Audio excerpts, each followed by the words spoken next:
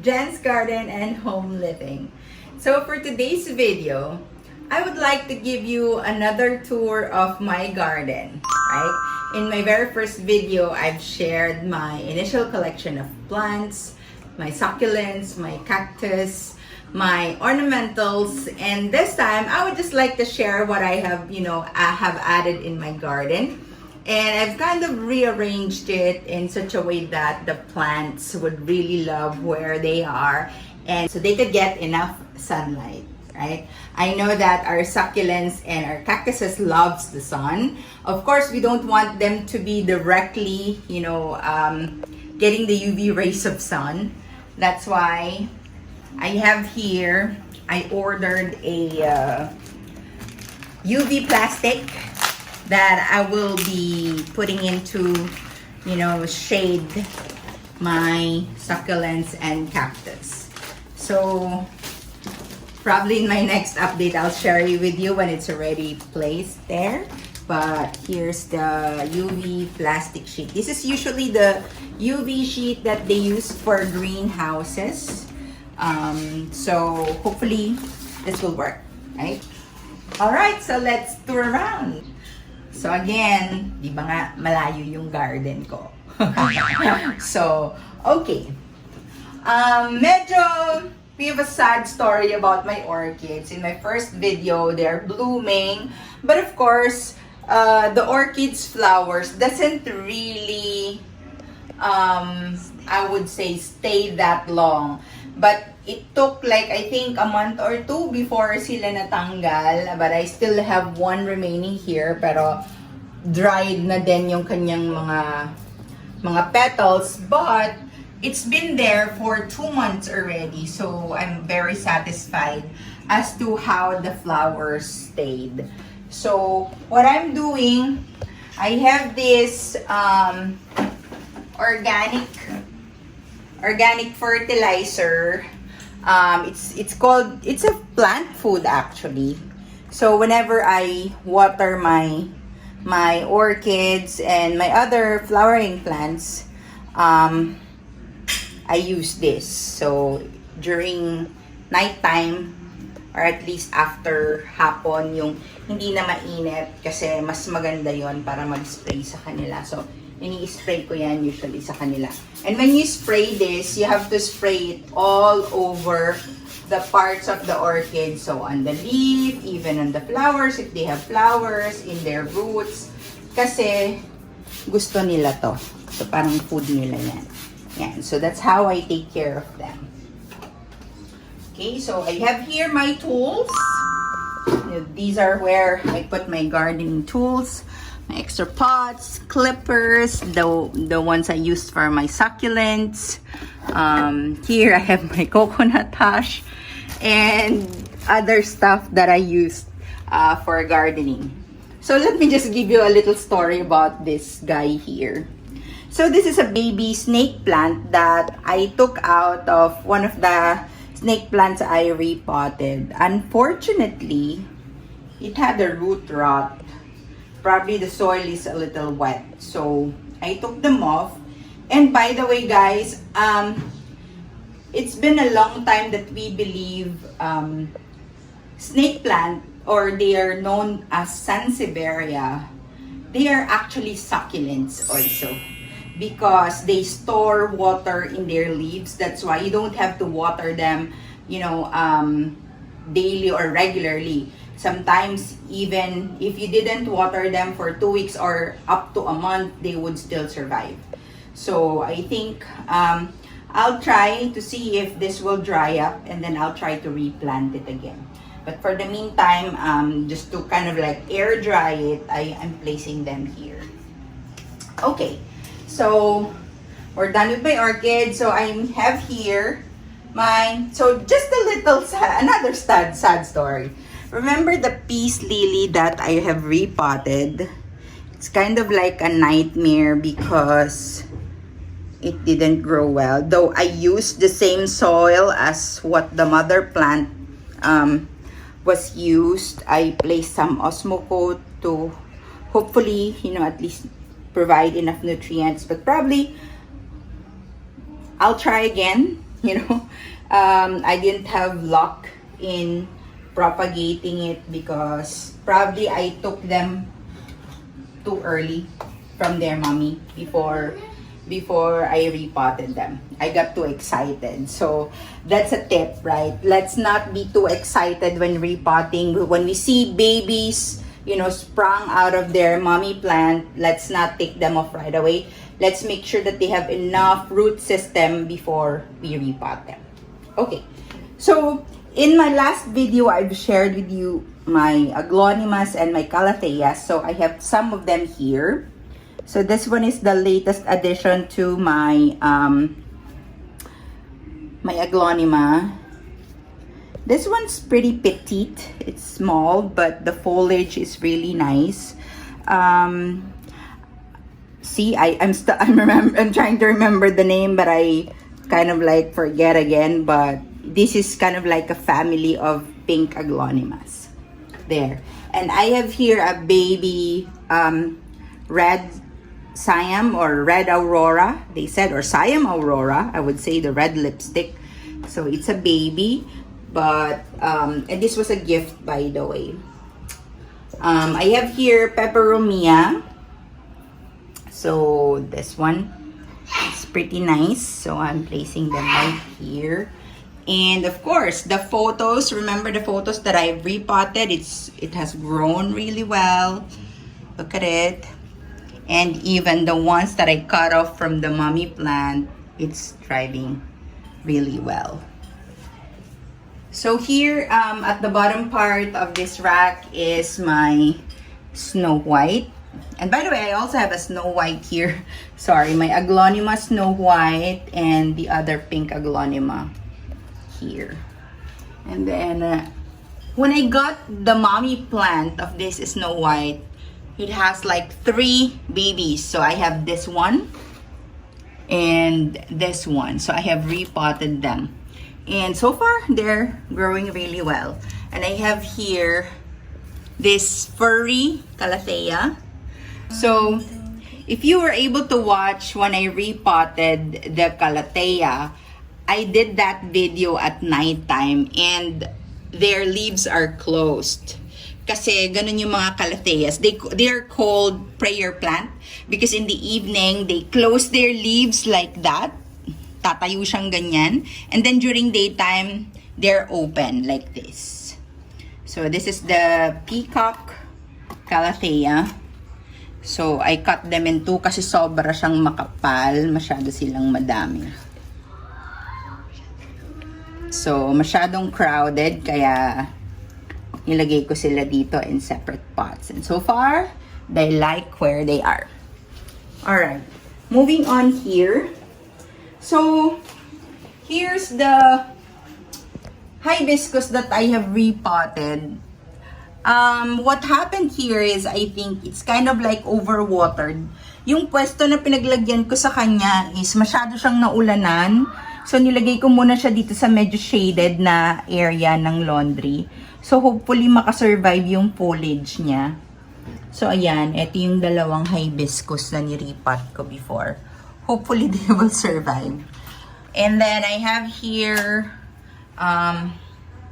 bougainvillea. So, when you put the bougainvillea under the sun, talagang sobrang bibilis yung kanyang growth. Yan, makikita ninyo, ang dami na niyang leaves. Dati yan nasa lilim. Pero, nung nilabas ko siya sa sunlight, sobrang ang dami na niyang foliage. And then, I have here some bougainvillea cuttings because I have trimmed my bougainvilleas.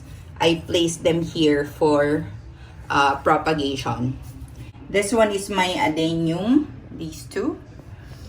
I haven't seen much of flower yet. This one, nagkaroon siya ng sakit. It was attacked again by aphids. So, I'm still treating this one. So, by the way, if you're curious about how to really, take off this pest, what I do is I mix 1 teaspoon or 1 tablespoon of shampoo. 1 tablespoon of shampoo in water. And then that's where you spray here. So, siguro in 1 liter of water, you can put 1 tablespoon of shampoo. So, yan siya. Alright. So, let me share with you the mommy bougainvilleas. So, here's the other 4 bougainvilleas. As you can see, we have 4 pots here. Nilagay ko siya sa ibabaw ng laundry area kasi gusto kong makakuha sila ng enough sun. So, here's the direct sky. Kita niyo yan. So, naaarawan talaga siya. Yan. So, dito ko sila nilalagay. So, ito, sobra siyang tumaas. So, kaya ko siya pinutol and yun yung nilipat ko sa. And I have here yung sili pansigang. Ayan. So, ang dami niyang bunga. Ayan. Masipag siya mamunga. So, ready na siya for sinigang. And then, I have here my cactus because I wanted it to be in the sun also. I don't know. It's kind of similar to Fairy Castle type of cactus, but this one is more straight. It has a lot of growth inside. And what I wanted to do is I wanted to stress it. Sana mapalabas ko yung yellow color like the others. What they do is they stress them to bring out the yellow colors. Hopefully, mangyari rin ito sa kanya. And now, my favorites, my babies. Here are my rack of succulents and cactus. So, I have a new baby gymno right here. Sana matuloy yung pagbulaklak niya. Nakikita niyo meron siyang mga pops there for flower. Yan. So, my bunny ear. So, this, I would say pink butterfly. They call it pink butterfly or mother of millions. Pinutol ko siya kasi sobrang haba na niya. Actually, I cut them into 3. And this one is the mother plant. And ayan, nag-grow na siya ng bagong babies. So, I'm placing them right here. Yung isa niyang baby ay nasa isang rack. Yan yung isa. Yan yung pinakadulo. And that's the one in the middle. And it's growing its own offspring. So, may mga babies na siya. Yan. So, here are the first batch of succulents that I got. They're surviving so far. Ngayon ko lang sila talagang nilagay sa direct sunlight. Hopefully, they'll like it. Kasi they've been in the shade for quite some time. And, ang nangyayari is parang sobrang pagka-humid, minsan ulan ng ulan. Although, hindi sila nauulanan. Maraming mga parang moisture na re-retain sa kanila. Okay, so medyo mainit na dito sa garden. Nandito na ang ating afternoon sun, or I would say our lunchtime sun. I think it's almost 11 or 12 noon. So, I have here my cactus also. Ang dami niya ng babies. Dati nung binili ko to, parang 2 lang or 3 lang yung babies niya. So, now madami na. So, I have here some stinkies and my other 3 cactus. So, ito is propagated from the Fairy Castle. Okay, so these are the ones that I just repotted. I have shared this in my, I think, second to the last video. Ito yung mga binili ko sa farmers na succulents na hindi ko na sila in-air dry. Just took off the soil from the garden center, yung nursery soil nila. And then I have placed them right away in macetera. So, hopefully they like it kahit di sila na air dry. So, the bottom of the rack there is a simple dish garden that I created for the dwarf snake plant and some aloes and some bacularis and the small adenium. Okay, so in this rack here, Andi dito yung mga medium size ko na succulents. So, I have here a flowering black prince. And these two echeverias. Hindi ko masyadong kilala yung names nitong dalawa, so I'm gonna research. These two I got from Quezon City Circle. This one I got from Farmers Cubao, and then niripat ko sila. Ito na ngayon si Bashful. Ito si Shooting Star, and ito si Chroma. Ito yung part ng si Chroma tsaka si Bashful kasama sa batch 2 na succulents na nakuha ko. And ito si Campfire, or sorry, Shooting Star is from my batch 1. So I have here, so let me try to take this out. So tanggalin muna natin. So may jelly bean din ako dito. And this is indica. Si indica nandyan. Okay. So let me just take this out here. So ito si Chroma. So I attempted to do a dish garden, like a fairy dish garden, and I placed one of my purple pearl, one of my cat's claw, and one of the Chroma from batch 2. I also have here a baby bunny ear. Nilagay ko din siya yung old cactus ko and star aloe. So far, I did this I think 2 or 3 weeks ago, and so far they're growing really well. So for sure they like its place now kasi nandito na sila sa naaarawan. Ayan siya.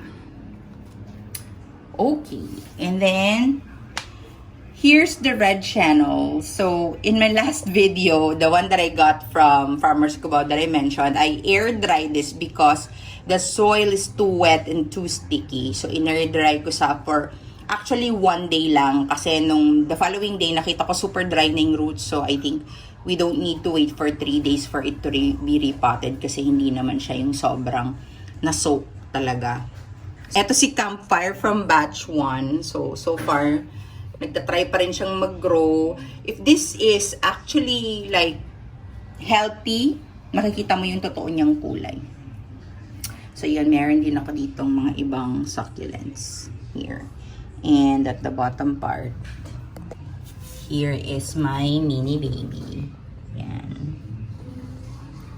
Okay, and I think that's it. So I think the last part of this video that I would like to share is my silum, yung pinakauna kong plant, and then this variegated hibiscus. Ito nga pala yung mommy ng Snow White that I got the 2 babies from. So sobrang healthy niya. Okay. So hopefully you enjoyed another tour of my garden. So it's really hot now. I think as a bonus, I will also share with you the plants that I have inside the house, the plants that I have in our room, and also the one that's downstairs dun sa sala namin, which I've shared. I think I've shared that in one of my posts already. So you can follow me. I have my page, Jan's Garden and Home Living, and you can also check out some other offerings there for your home living. And that's it for today. Thank you so much, guys, and hope you like and share and subscribe to this channel. Thanks again. Bye.